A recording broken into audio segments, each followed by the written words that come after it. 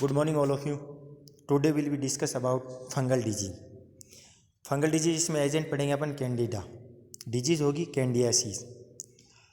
Important species जिसमें कैंडियासिस एल्बेरियंस भी हो सकता है, कैंडियासिस कुरेसिस भी हो सकता है, कैंडियासिस ट्रोपिकल्स भी हो सकता है और कैंडियासिस ब्रूसू रेंडिथिस भी हो सकता है और कैंडियासिस ग्लोबेरिटा भी हो सकता है और कैंडियासिस सेटेलेटाडिया भी हो सकता है और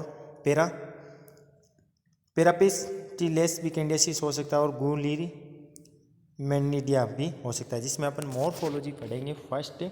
तो ऑर्गेनिज्म में फाउंड इन टू फेज. तो मॉर्फोलॉजी के अंदर जो ऑर्गेनिज्म है वो फाउंड होगा टू फॉर्म के अंदर. फर्स्ट है स्पेरिकल एंड ओवल शेप जिसका डायमीटर रहेगा 2 से लेकर 3 × 5 to 6 UM यानी माइक्रोमीटर. सेकंड रहेगा elongate filament cell. Elongate filament cells आप जानते हो जो माइक्रो ऑर्गेनिज्म का अपन ने क्लासिफिकेशन पढ़ा था वैसे.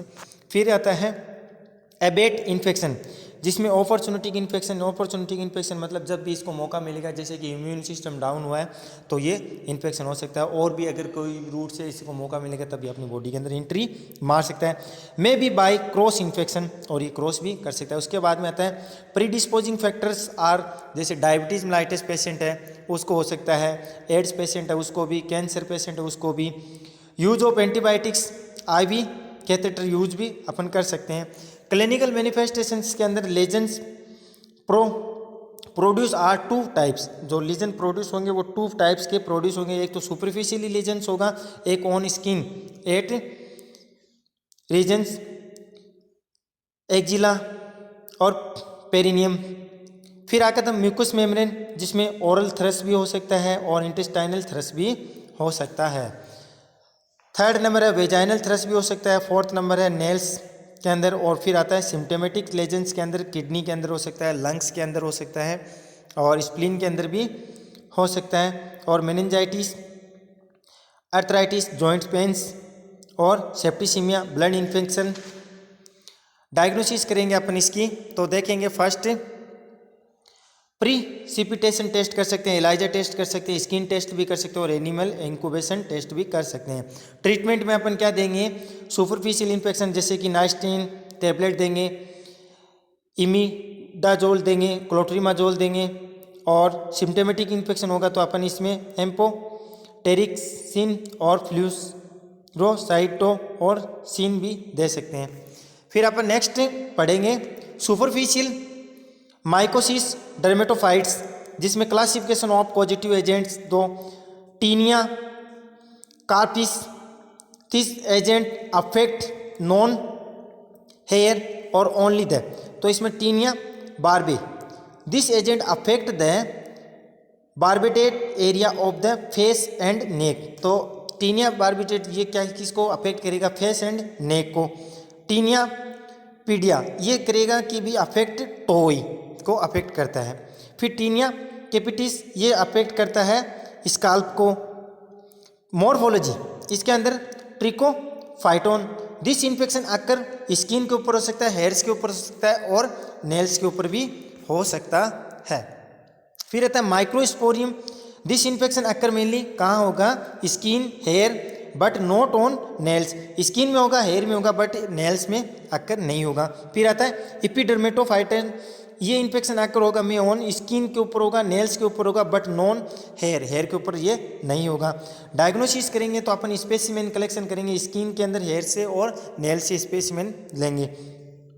माइक्रोस्कोपिक एग्जामिनेशन तो इट शुड बी ट्राइफाइटोन, माइक्रोस्पोरियम और एपिडोमिन और टोयफाइटोन ये करेंगे. और ट्रीटमेंट में अपन क्या करेंगे, डिपेंडिंग अपॉन वेरिटी. जैसे कि माइल्ड इन्फेक्शन है तो इसके लिए एमिडाजोल देंगे और सीवियर है तो ग्रिफुलिसिन टैबलेट देंगे जो कि 4 to 6 वीक्स फॉर स्किन के लिए and eyes for nails and infection के लिए देंगे.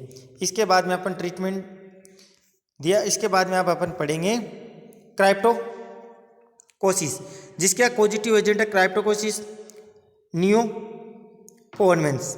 जैसे मॉर्फोलॉजी में देखेंगे स्पेरिकल बुडिंग ईस्ट है, 5 to 15 माइक्रोमीटर इन डायमीटर्स में रहेगा और पॉली सेक्राइड कैप्सूल होता है। पैथोजेनिसिटी देखेंगे तो infection inter by the inhalation, मतलब गैसियस रूप में होगा, डस्ट फॉर्म में भी हो सकता है, और